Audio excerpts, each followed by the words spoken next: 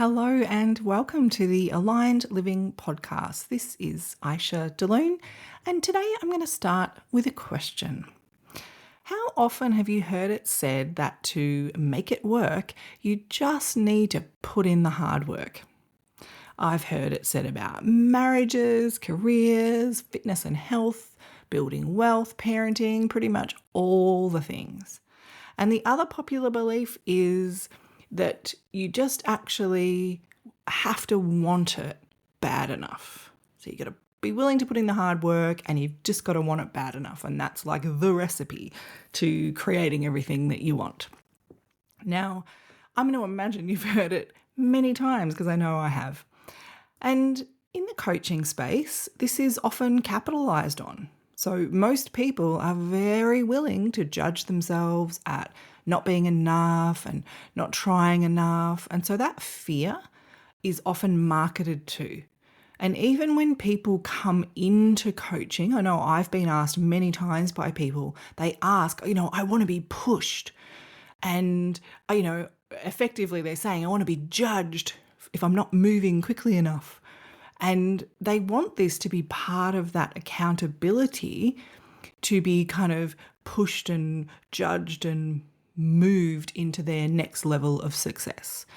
And there's some things that I feel really called to share about this.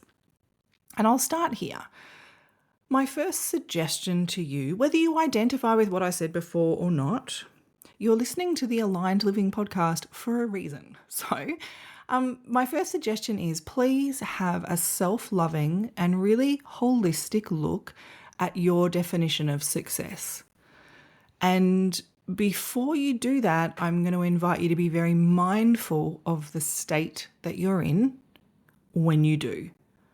So when I say holistic, obviously I'm saying body, heart, mind, and soul, and your state is your inner experience. So as an example, if you're wanting to define your level of success, maybe don't do it on day 5 of a really hyped up, super high energy, rah, rah, rah, big group personal development workshop.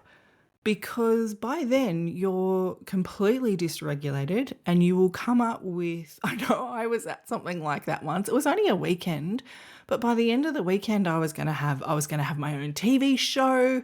I was going to be Australian Oprah. I was going to do this. I had this wild ideas of all the things that I could do, and they were great ideas.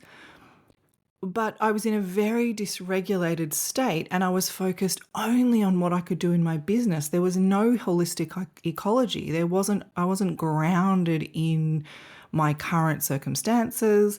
I wasn't grounded in the dedication I had to being a parent. I was a single parent at the time and that takes time. Like it wasn't coming from a place that honored my whole life. And had I managed to live at that incredible high energy for as long as I would have needed to create all those things, as I'm sure I could have, I would have been a burnt out husk or like had a heart attack or something like that, because no one can live in a hyped up, dysregulated state long term and have it not deeply affect the body and the mind. So also, please don't look at your definition of success when you're depleted, if you're immersed in nasty self-criticism, if you're feeling lost or feeling that, desperate for change. Desperation for change can be very, very useful, but whatever we come up with in this place needs to be short-term. I'm going to talk about that again in a minute. Neither of the concepts or the frameworks of success that you come up with in these polarized states, so super, super high energy that's not sustainable or like desperate or low or flat or self-criticism, neither of the concepts that you come up with for success are going to be true for all of you. They're not going to be sustainable and they're not going to hold true for the long term. Now, I want to say, just in case this is the first episode you've ever listened to, I've been helping people as a holistic life coach for over 20 years. So this opinion comes from a lot of lived experience. And I've worked with clients that have been sort of almost addicted to that really high energy, big group personal development. And then when they couldn't maintain the task list and the goals and the project management they came up with in that heightened state, there would be this come down and this crash and this self-judgment, and of course the need to buy the next big course for the next level of success and all those sorts of things. I'm not saying it's bad. We can get a lot of incredible inspiration from high energy big group stuff, but it's really beautiful to filter that through, okay, how's that going to work for my whole life? And do I need to stretch this plan out over 5 years instead of 6 months so that it's sustainable and I can maintain my relationships and I have time for rest? There's just some work to do to take the insight, but actually make it integrate into the lived experience. I've helped a lot of people with that, and I've helped a lot of people that have made kind of big life decisions while they're grieving or while they're in self-criticism or while they're desperate, and then I meet them 5 years later and they're still committed to that path, and decisions made from that place. It's quite important to circle back and check in more than once, quite regularly, on that, what your definition of success is, because it's going to shift and change based on that internal experience, based on our inner and outer life. When your definition of success has congruence as the foundation, like body, heart, mind, and soul in alignment, there is whole life evolution. It's sustainable, there's no exhaustion, we don't burn out, the body and mind are healthy, and there's real enjoyment along the pathway. And so once you learn to live this way, we don't ever go back. We don't ever go back because we see, feel, and experience the benefits to how resourced we are, how much energy we have, how vital and healthy we feel. Even in our stillness, there's a quality of peace in it. And even in our high energy, fun, excitement, there's a lack of attachment to that. There's just an enjoyment of it. We come out of that attachment and aversion, which is a whole nother conversation, so I'm not going to go down there. So please have a self-loving, holistic look at your definition of success, and don't just do it once. Maybe you are hyped up and super inspired at the moment. That's no problems. Maybe you are feeling flat and lost and, I don't know what the point is for anything, and that's okay. Do it now, do it then, try it next month. Just check in with it, because we are evolving. We're part of life. We're dynamically alive, and our definition of success can shift and change as we do. And it's important that we don't lock ourselves in to some definition of success we came up with 10 years ago and completely dismiss all the feedback that it's no longer a comfortable fit. It's kind of like shoes when you're growing up as a kid. You might love your pair of shoes, but once you're a year or two older, the shoes don't fit anymore, or sometimes 6 months. And it's really important to notice the feedback that you're uncomfortable in your shoes and give yourself permission to upgrade, shift the definition of your shoe size, go up or shift and change. That's feelings as feedback from a foot example. And just like with our shoes, we don't ever go back. I can't go back to my shiny red shoes that I had when I was 7 because I've evolved past them. And I can't go back to the definition of success that I had 20 years ago either. The other thing that I want to say, and it's deeply linked with this, and it's to do with when you're in a situation, when it comes time to decide on a focus, or when you're making decisions. So when we're looking at our definition of success, most of my clients are on a trajectory of, they want to live their dreams and they've got goals, or they've got actions, or they want to improve their confidence or their relationships, or, there is movement desired somewhere across that spectrum of body, heart, mind, and soul. So there's a trajectory. And so when we have a trajectory, the coaching frame is, where are you now? Where do you want to be? Let's plot the path between where you are now to where you want to be. And that's the path I walk beside my clients. So anyone on a trajectory like that, they have to choose focus areas and they have to make decisions. And I want to give you this frame to help you. And the frame is this: there are survival decisions and there are what I call considered decisions.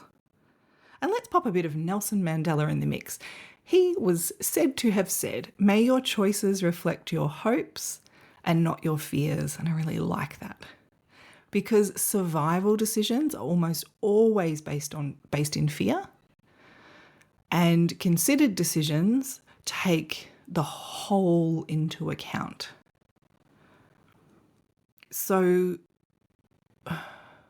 sometimes in some contexts, that's kind of looking at, okay, worst case scenario, best case scenario, and planning accordingly. Sometimes it's about, in a considered decision, we're able to, let's say in the I'm going to have my own TV show wild day, the considered decision would be in looking at the ecology of that and looking at, okay, how much time have I got? How much financial resources have I got? What sort of partnerships would I need? It's looking at the whole of things, whereas survival decisions are normally, and they want to meet a need in the immediate. So let me use an example. Let's imagine someone is drowning and they've been treading water in the ocean, they're desperate to survive, and a boat comes along. That person is not going to ask pretty much not going to ask any questions of the first person that throws them a lifeline. You're just going to go, "Oh, thank goodness."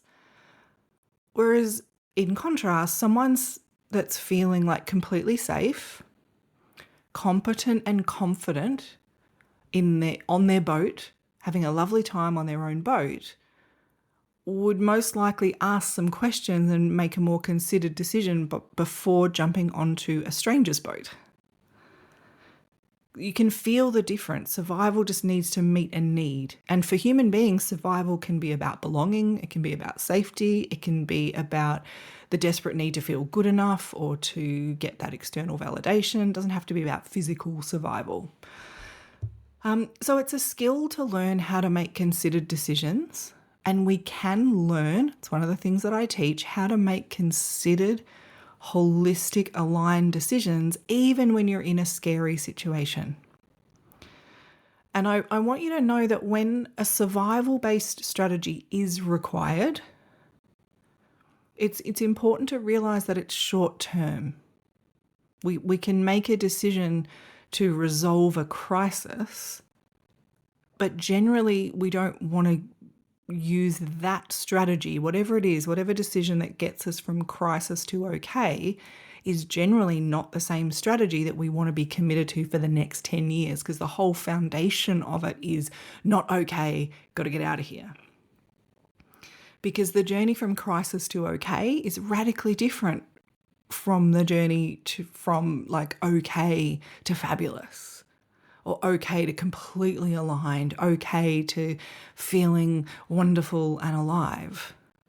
And it's not that crises are bad, it's just understanding that the equipment and the structure, the mindsets, the activities, it's different. Crisis to okay is different to okay to fabulous. And I just wanted to name that, because I've worked with a lot of people that are holding course that they committed to from a really dysregulated, painful part of their lives, and then judging themselves for the fact that it doesn't fit anymore. So yeah, in my coaching packages, we work on these types of foundations. We have a deep awareness of the needs and the goal and the long-term foundation building required, and it makes a big difference. I found over the years that there are a lot of coaches that are very willing to help people build like another 10 stories onto a fear-based goal. I'm using a building metaphor, I quite like them. But when you build on insecure foundations, guess what? One of two things will usually happen. So the first thing that can happen is that it all falls down. So it's like you've built another 10 stories on foundations that couldn't hold you, or they were only going to hold you for that survival moment. Like whoever threw you the lifeline while you're in the ocean doesn't mean you need to be married to them for 10 years. They just saved you in that one situation. Then you get to get on shore. You say, thank you so much, repay them if you can. And then you get to build your aligned life. What supports you in that moment of desperation does not have to be what you build on. So let's imagine you've built these 10 stories on this fear-based foundation, and it falls down, and the crash is so painful to people in this place because their identity, their egoic identity, thought they were all the way up there. I thought I was all the way up there, and then it fell down. And I've helped a lot of people repair from this, and none of the experience is lost. But I tell you what, when they build on a congruent foundation, then all of the skills that they learned go into deep nourishment, and every story that you build on top of a congruent foundation just makes life better and better. The other thing that can happen is that you achieve the goal. So it's like you've got, I'm talking about building goals on fear-based or survival-based goals or decisions. You can reach the goals, you can reach the spot that you intended to, but it turns out you can feel just as insecure and hold just as many unconscious fear patterns no matter what outer life you build. Like if we don't address that inner life, that inner congruence, you can keep pushing. So it's like that carrot just keeps staying ahead, and we keep thinking, well, safety or good enough or acceptance or okay is just that another push away and another push away and another push away. And when that all crashes down, because it isn't sustainable long term, it takes decades sometimes, but the crash can be so painful because the person's usually built this whole identity around being a go-getter or a super achiever. And when they need to rest and actually learn to deeply honor themselves holistically, including their body, it's like they don't even know who they are anymore. It's I wrote one of the most interacted with posts that I did on social media. I think it was last year. I titled it "What Happens When the Go-Getter Needs to Rest," and I got a lot of private messages from that because people could connect with it, going, "Oh, that's me. That's me." So I wanted to just name that for you. And look, I'm describing extremes to make my point, but I want you to tune in, and if you're honest with yourself, can you feel the kind of energetic signature of either of these at play in your actions? Just that building and the crashing and the commitment to something that you made long ago that may not have been aligned or might not be sustainable. Because solid foundations steeped in authenticity and congruence, those foundations never dissolve. So it doesn't come crashing down. And that's a difference that makes a whole lot of difference. What success looks like when you're living an aligned life is deeply and holistically healthy and sustainable, and the only price you pay is losing everything that was out of alignment. So there's no exhaustion, there's no incongruence, it's a relief, not a pressure. If you're pushing yourself to achieve the next thing, that is a feeling and it's feedback, and I really invite you to tune in and listen to that because it's guidance guiding you home to your own alignment. So next time you're judging yourself for your results and deciding that you didn't want it enough or you didn't put enough hard work in, please take some time to consider and tune into your alignment and your foundations. I invite you to just remember that committed wanting and hard work will not course correct. Awareness does. Taking those feelings as feedback. if you're on the wrong track, all that effort that you're wanting to do, that you're wanting to push yourself to do, is just actually going to move you further and further away from your true center. So like on a bushwalk, if you're going the wrong way, pouring in more committed effort is just going to actually take you further and further and further away from your aligned destination, which is why it's so important, as I've said this episode a few times and other episodes too, it's so important to tune into your feelings because they're priceless feedback and they can support you to course correct when you know how to correctly interpret them. And they can support you to build on the right, aligned, sustainable foundations for you. And also, like a bushwalk, it can really limit and shortcut the course corrections to have a well-trained, experienced guide walking beside you.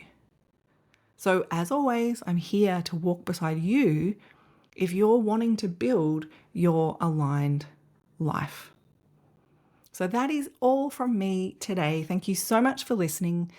Thank you to those of you that have reached out to me and shared your takeaways from episodes. That's always fun. You are always welcome to get in touch with me via my website. And I very much look forward to speaking with you next time. Bye for now.